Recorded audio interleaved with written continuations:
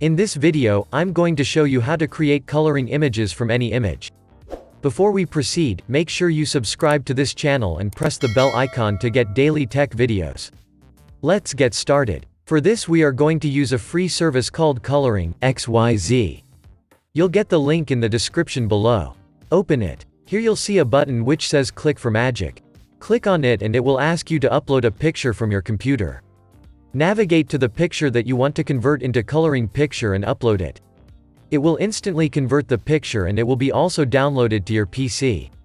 Easy as that. Open it. As you can see, it pretty accurately converts the picture.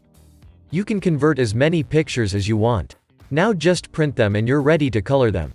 That's it guys, this is how you can create coloring images from any image. If you like this video, give it a thumbs up and remember to subscribe. I love free software TV for more videos like this.